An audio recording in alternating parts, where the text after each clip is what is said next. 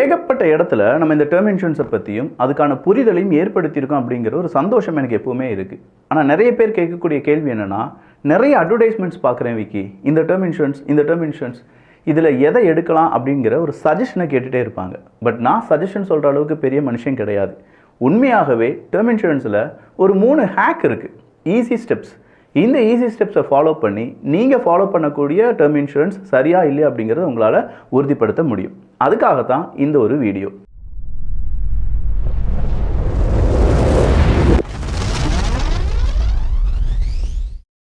பொதுவாக term insurance 3 இருக்கும் அப்படின்னு நான் சொல்லியிருக்கேன். முதல்ல பியூர் டேர்ம் இன்சூரன்ஸ்.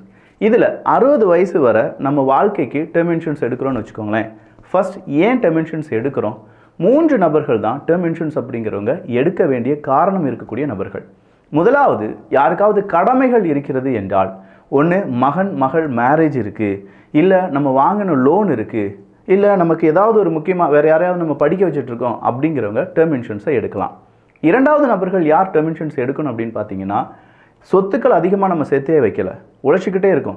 டெய்லி நம்ம உழைச்சாதான் நம்முடைய வீட்டில் அன்றாடம் வேலைகள் நடந்து போகும் அப்படின்னா கண்டிப்பாக உங்களுக்கும் டேர்ம் இன்சூரன்ஸ் அப்படிங்கிறது தேவை. மூணாவதா, இல்லைப்பா ஏதாவது ஒரு இடத்துல சின்னதாக ஒரு சின்ன பிரச்சனை வந்தால் கூட அதிகமாக நாங்கள் உறவுகள் கூட இல்லை, எங்களை பாதுகாப்பதற்கும் எங்கள் குடும்பத்தை பாதுகாப்பதற்கும் யாருமே வரமாட்டாங்க, முன் வர மாட்டாங்க, கொஞ்சம் சொத்து இருக்குது ஆனால் யாரும் வரமாட்டாங்க அப்படின்னு சொல்கிற நேரத்தில் இந்த சொத்துக்களை ஆட்டை போடுறதுக்கெலாம் தயாராக இருக்கக்கூடிய வேறு பல நபர்கள் இருப்பாங்க. அப்போ இதே மாதிரியான ரிஸ்கியான வாழ்க்கையை வாழக்கூடிய நபர்களுக்கும் டேர்ம் இன்சூரன்ஸ் அவங்களுடைய குடும்பத்தை பாதுகாப்பதற்கு தேவைப்படக்கூடிய ஒன்று. பியூர் டேர்ம் இன்சூரன்ஸ்னால் 60 வயசு வரை நம்ம ஒரு டேர்ம் இன்சூரன்ஸ் எடுக்கிறோம். 60 வயசுக்கு மேலே உயிரோடு இருந்தோம்னா கண்டிப்பாக நம்ம கெட்டின ப்ரீமியம் எல்லாமே போயிடும், நமக்கு திரும்ப எதுவுமே கிடைக்காது. ஏன்னா 60 வயசு வரை தான் நம்ம லைஃப்பை நம்ம டேர்ம் இன்சூரன்ஸாக எடுத்து வச்சுருக்கோம். அடுத்ததாக ஒன்று இருக்குது, ரிட்டர்ன் ஆஃப் ப்ரீமியம் அப்படிங்கிறது தான். பியூர் டேர்ம் இன்சூரன்ஸுக்கு 695 ரூபாய் நீங்கள் மாதம் கொடுத்தீங்கன்னா 2 கோடி ரூபாய்க்கு டேர்ம் இன்சூரன்ஸ் உங்களால் எடுக்க முடியும். ஆனால் அதே நேரத்தில் இந்த ரிட்டர்ன் ஆஃப் ப்ரீமியம் அப்படின்னு இருக்குது பார்த்தீங்களா, 60 வயசு வரை நீங்கள் டேர்ம் இன்சூரன்ஸ் எடுத்திருக்கீங்க, 60 வயசுக்கு மேலே நீங்கள் உயிரோடு இருக்கீங்க அப்படின்னா இந்த இடத்துல நீங்கள் கட்டின ப்ரீமியம் எல்லாமே திரும்ப கிடச்சிரும். பட் 695 ரூபாய்க்கு 2 கோடி ரூபாய்க்கான டேர்ம் இன்சூரன்ஸ் நீங்கள் பியூர் டேர்ம் இன்சூரன்ஸில் எடுக்கும்போது அதே ப்ரீமியம் இந்த ரிட்டர்ன் ஆஃப் ப்ரீமியத்தில் 2000 ரூபாயாக இருக்கும். இங்கே தான் அதுக்கான அந்த ஹேக் இருக்குது. இந்த 2000 ரூபாய் கொடுத்தா தான் ரிட்டர்ன் ஆஃப் ப்ரீமியம் அப்படிங்கிறது எனேபிள் ஆகும். அடுத்ததான் இன்னொன்று இருக்குது, return of premium with no cost. அதாவது 695 ரூபாயும் கிடையாது, 2000 ரூபாயும் கிடையாது, இன்டர்மீடியட்டான ஒரு ப்ரைஸ். அது கூடவே நம்ம 60 வயசுக்கு மேலே உயிரோடு இருந்தோம்னா நம்ம கட்டின ப்ரீமியமும் திரும்ப கிடச்சிரும். இந்த 3 விதத்தில் டேர்ம் இன்சூரன்ஸ் அப்படிங்கிறது இருக்குது. இதுதான் ஃபர்ஸ்ட் ஹேக். இந்த ஹேக்கை தெரிந்த பிறகு அடுத்ததாக ஒரு டேர்ம் இன்சூரன்ஸ் எடுக்கிறதுக்கு நீங்கள் கவனிக்கப்பட வேண்டிய ஒரு விஷயம் இருக்குது, அதுதான் ஆவரேஜ் கிளைம் செட்டில்மெண்ட் ரேஷியோ. இந்த ஆவரேஜ் கிளைம் செட்டில்மெண்ட் ரேஷியோ அப்படிங்கிறது 3 வருஷத்துக்கான ஒரு ஆவரேஜ் கிளைம் செட்டில்மெண்ட் ரேஷியோ அப்படிங்கிறத எடுக்கணும். அது எந்த டேர்ம் இன்சூரன்ஸாக இருக்கட்டும் 3 வருஷத்துக்கு அவங்களுடைய ஆவரேஜ் கிளைம் செட்டில்மெண்ட் ரேஷியோவும் அதே மாதிரி கிளைம்ஸ் பெய்ட் அவுட் அப்படிங்கிறதையும் எடுக்கணும். இந்த கிளைம்ஸ் பெய்ட் அவுட் அப்படிங்கிறத 30 தினங்களுக்குள்ளே உள்ளதை எடுக்கணும்.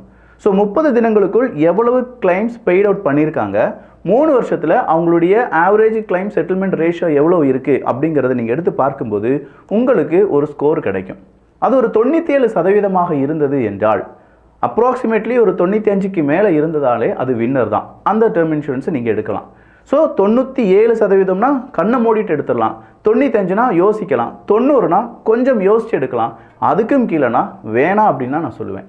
இது எல்லாமே தெரிந்து கொள்வதற்கு கீழே இருக்கக்கூடிய லிங்க் இருக்குது. 51 நிறுவனங்கள் இந்த மாதிரியான இன்சூரன்ஸை ப்ரொவைட் பண்ணுறாங்க, நீங்கள் கம்பேர் பண்ணி பார்க்கலாம். ஸோ அந்த டேட்டாவை கம்பேர் பண்ணி பார்க்குறதுக்காக நம்ம நாலேஜை வளர்த்துக்கொள்ள வேண்டும் அப்படின்னு நான் சொல்லுவேன். அதே மாதிரி ஆன்லைனில் எடுக்கும்போது 15% வரை நமக்கு டிஸ்கவுண்ட் கிடைக்கிறதுக்கான வாய்ப்புகளும் இருக்குது. 24 மணி நேரமும் நமக்கு கிளைம் அசிஸ்டன்ஸ் அப்படிங்கிறதும் கிடைக்கும்.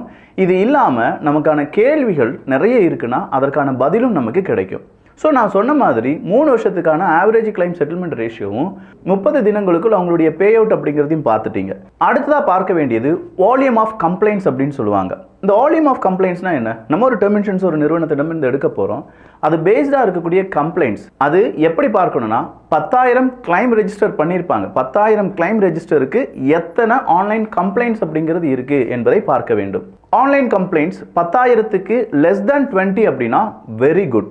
வெறும் 20 கம்ப்ளைண்ட்ஸ் தான் வந்திருக்கு, 10,000 கிளைம் நாங்கள் கிளைம் பண்ணியிருக்காங்க, அதில் 20 கம்ப்ளைண்ட்ஸ் வந்திருக்கு அப்படின்னா அது குட். இல்லை அதோட கூடுதல்னு வச்சுக்கோங்களேன், ஒரு 30-40 வரை வந்துச்சுன்னா ஆவரேஜ் கண்ணை மூடிட்டு எடுக்க வேண்டாம், கொஞ்சம் யோசிச்சு எடுக்கலாம். 50லேருந்து 100க்குள்ளே வந்துருச்சுன்னு வச்சுக்கோங்களேன், அது ரொம்ப கொஞ்சம் கஷ்டம். அதனால் அந்த மாதிரியான கம்ப்ளைண்ட் இருக்கக்கூடிய இடத்தை நீங்கள் எடுக்கிறத கொஞ்சம் அவாய்ட் பண்ணுறது நல்லது. ஏன்னா அவ்வளோ கம்ப்ளைண்ட் வந்திருக்கு, கிளைம் ரெஜிஸ்டர் பண்ணதில் 100க்கும் அதிகமான கம்ப்ளைண்ட் வருது அப்படின்னா அங்கே ஏதோ ஒரு சிக்கல் இருக்குது அப்படிங்கிறது அர்த்தம். அடுத்ததா அமௌண்ட் செட்டில்மெண்ட் ரேஷியோ அப்படிங்கிறத பார்க்கணும். அது கிரேட்டர் தான் 90% இருந்தால் அந்த ஒரு டேர்ம் இன்சூரன்ஸ் உங்களுக்கு ஆனது தான் அப்படிங்கிறத நீங்கள் உணர்ந்து கொள்ளலாம்.